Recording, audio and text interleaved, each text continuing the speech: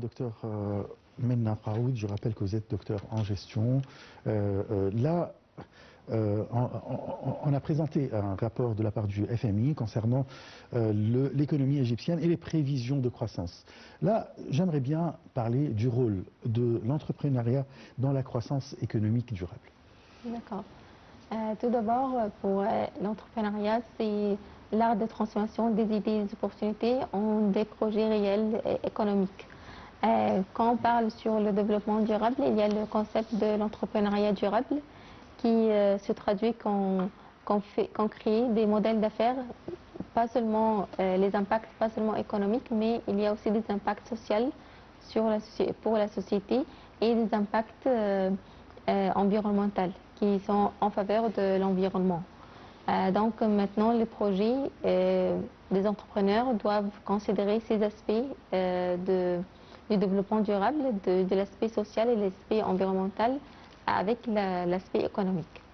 Et pour parler sur le rôle de l'entrepreneuriat dans la croissance économique, l'entrepreneuriat est une opportunité, est un pilier essentiel dans la croissance qui favorise la création d'emplois, mais aussi de stimuler l'innovation, la proposition des solutions créatives aux défis du développement durable et aussi encourage la concurrence.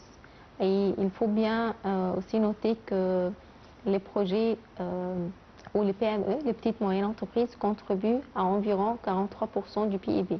Donc c'est un grand pourcentage du PIB, donc il y a un impact réel de l'entrepreneuriat sur la croissance économique. Vous parlez en général dans le monde ou bien en Égypte? En Égypte. En Égypte. Où on est exactement? C'est-à-dire, est-ce que l'entrepreneuriat ici en Égypte prend vraiment un grand rôle dans l'économie égyptienne? Oui. Il y a le pourcentage de 43% du PIB des PME. Aussi, il y a une importance réelle de l'entrepreneuriat. Il y a des secteurs prometteurs qui favorisent cette croissance, comme le secteur les énergies renouvelables, aussi le fintech, l'éducation numérique et aussi l'agriculture intelligente, la smart agriculture, et le tourisme et le commerce électronique. Donc tous ces secteurs offrent du potentiel de croissance et une opportunité de voir des idées de projets entrepreneuriaux qui peuvent faire plus d'impact dans ce secteur ou dans ce domaine entrepreneurial et fait un impact réel dans la croissance économique. Vous parlez d'investissements directs, d'investissements locaux ou bien investisseurs, locaux ou bien étrangers? En fait, il y a des startups qui sont sur le marché local qui ont fait un grand succès. Mais il y a aussi des autres exemples des startups égyptiens qui ont commencé ici sur le marché égyptien, mais il y a maintenant sur le marché régional et le marché international. Et cela a été favorisé par l'accès à des procédures qui sont plus favorables auprès du gouvernement et aussi l'aide des investisseurs. Il y a des investisseurs comme auprès du secteur privé et le secteur privé qui aide ces startups à accéder au marché, leur connexion au marché régional et au marché international. Et en même temps, l'emplacement géographique de l'Égypte est un grand marché local. Et en même temps, il y a aussi une jeunesse instruite. Tous ces facteurs favorisent la croissance économique à l'aide de l'entrepreneuriat, à l'aide de ce pilier, et aussi à l'accès de ces projets entrepreneuriaux ou de ces PME aussi à l'international. Oui.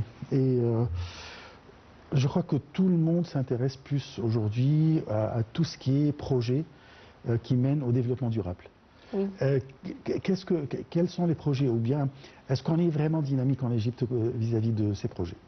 Oui, bien sûr, parce qu'il y a plusieurs startups maintenant qui se focalisent sur les idées des énergies renouvelables ou le smart agriculture, donc l'agriculture intelligente. Aussi les solutions digitales comme dans l'éducation numérique et tout ça. Donc ces solutions participent directement d'obtenir les objectifs de développement durable qui sont en faveur de l'environnement, de la santé et tout ça. Donc tous ces secteurs qui sont vraiment, on peut dire, un pilier essentiel à la croissance économique. Tous ces secteurs, toutes les opportunités entrepreneuriales dans ces secteurs favorisent la croissance économique durable parce qu'ils impactent directement à ces objectifs. Parlez-nous de quelques projets en Égypte concernant le renouvellement durable ou bien l'énergie renouvelable. Pardon. Par exemple, il y a maintenant des applications qui aident les gens qui sont dans les fermes de suivre leur agriculture, comment consommer l'eau, la consommation de l'eau, la consommation de l'énergie. Donc, tant qu'il y a une surveillance de la consommation de ressources, ces applications aident à un impact sur l'environnement, aussi un impact économique. Il y a aussi d'autres applications ou d'autres plateformes sur l'éducation numérique. Donc, pour l'éducation numérique, donc, il y a aussi les plateformes de commerce électronique. Toutes ces plateformes sont totalement digitales, donc il y a moins de pollution, moins d'impact négatif sur l'environnement.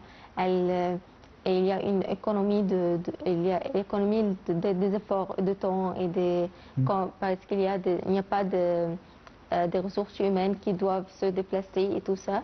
Donc, il favorise ce développement durable par un impact positif sur l'environnement et aussi un impact social et environnemental.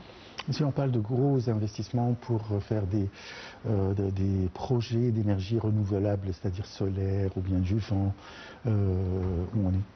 Oui, il y a par exemple des réseaux solaires et tout ça à Aswan, par exemple pour l'énergie solaire. À Bemban. Oui, à Bemban. Il y a des projets, il y a aussi des centres qui se focalisent sur les études sur les énergies renouvelables en Égypte. Parce que l'Égypte, avec son emplacement géographique, est très riche avec des réseaux solaires et surtout à la Soigne. Oui. Bon, on va présenter un autre reportage concernant l'économie, quand même un rapport de la Banque mondiale, le dernier rapport économique de la Banque mondiale sur le Moyen-Orient, l'Afrique du Nord, l'Afghanistan et le Pakistan indique une amélioration des perspectives économiques de la région avec une croissance attendue de 2,8% en 2025 et de 3,3% en 2026.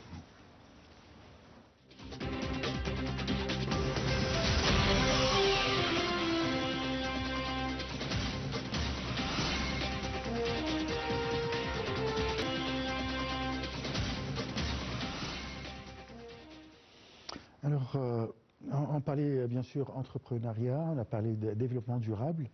Là, j'aimerais bien qu'on parle ou bien de l'intelligence artificielle. Alors, parlez-nous de ces entrepreneuriats. D'accord. En fait, il y a plusieurs startups qui sont maintenant basées sur l'intelligence artificielle. On peut prendre par exemple un exemple dans les ressources humaines. Il y a des entreprises ou des modèles d'affaires qui fait le lien entre les candidatures, voir comment les skills, les qualités, et les qualifications. Et en même temps, il y a les offres d'emploi avec les responsabilités. Donc, à l'aide de l'intelligence artificielle qui peut faire un lien automatique entre les candidatures qui sont en lien étroit avec ces offres. à l'aide de l'intelligence artificielle. Ça économise quoi? Ça économise le travail humain, c'est ça? Oui, économise du travail humain, le temps, les efforts. Et aussi, il y a des résultats plus, oui, et c'est juste efficients. en plus. C'est juste. Oui, c'est juste. Oui. Et il y a de l'efficience dans les ressources et aussi efficace. On atteint les objectifs. C'est ça un exemple. Il y a plusieurs projets qui sont basés sur l'intelligence artificielle. Par exemple, les ressources humaines, mais il y a aussi des solutions, d'autres solutions qui peuvent aider aussi le marketing, les marketers, et qui peuvent aider aussi des solutions pour l'optimisation de la gestion de projets, par exemple. Donc, il y a plusieurs solutions qui sont très créatives à l'aide de l'intelligence artificielle. Comment favoriser l'entrepreneuriat?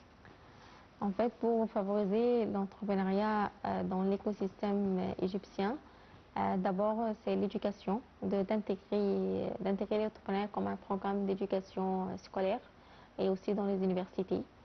Tout d'abord, il y a aussi le rôle le rôle des universités, le rôle des écoles et des universités. Il y a le rôle du gouvernement à l'aide du groupe ministériel qui est pour l'entrepreneuriat, qui est dirigé par le Dr Daniel Machot, qui est la mise en place des politiques qui favorisent la création de start-up, une infrastructure claire, réglementaire et financière qui favorise l'accès aux marchés régionaux et internationaux. Le rôle du secteur privé en matière de l'investissement, en matière de l'expertise, en matière de leur connexion aussi à ces marchés mondiaux, et le rôle aussi de la société civile, comme la mise en place des incubateurs et des accélérateurs pour les entrepreneurs, pour leur accompagnement dans leur projet entrepreneurial. Donc, tous ces piliers ou tous ces éléments dans un écosystème peuvent créer un écosystème solide, un écosystème entrepreneurial solide en Égypte. Donc, nous avons ces capacités. En fait. Vous avez parlé de l'éducation et il faut intégrer ou inclure l'entrepreneuriat dans l'éducation, mais aussi, est-ce qu'on ne fait pas ces études dans les facultés de commerce, de gestion, qui sont partout en Égypte? Oui, ils sont maintenant dans les facultés de gestion du commerce en Égypte comme une spécialité aussi. Encourager les étudiants de faire des projets réels, de faire aussi des stages pratiques et faire aussi de participer à des compétitions. Il y a plusieurs compétitions, des opportunités existantes pour les jeunes, donc d'encourager les étudiants de participer. Donc, avec on peut dire les connaissances théoriques, mais aussi il y a des pratiques maintenant dans les universités, de fournir cet écosystème à l'intérieur des universités. Tout à l'heure, on parlait, avant d'être en direct, vous m'avez parlé d'une initiative lancée par la Banque centrale égyptienne. Oui. Parlez-nous de ça. En fait, il y a l'initiative qui s'appelle Finiology, qui est lancée par la Banque centrale d'Égypte en collaboration avec l'Institut bancaire égyptien. Il y a une collaboration entre eux pour cette initiative de promouvoir l'éducation du FinTech dans les universités et d'intégrer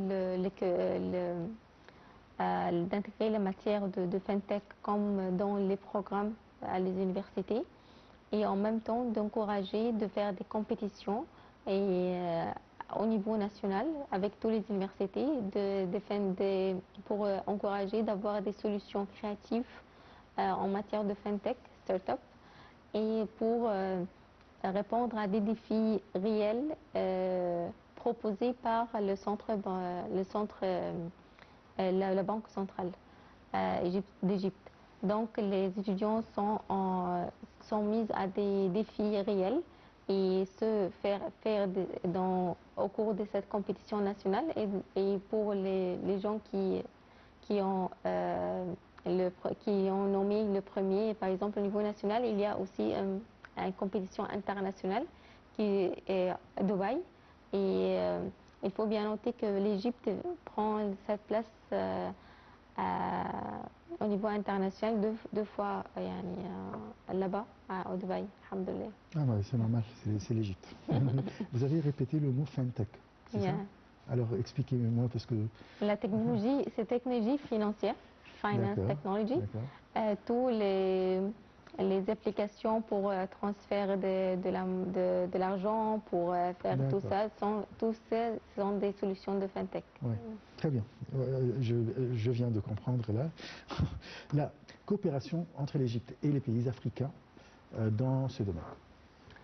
En fait, maintenant, le rôle du groupe ministériel qui est dirigé par Dr. Rania Machot pour l'entrepreneuriat, l'objectif essentiel est de positionner l'Égypte comme un hub régional pour les startups.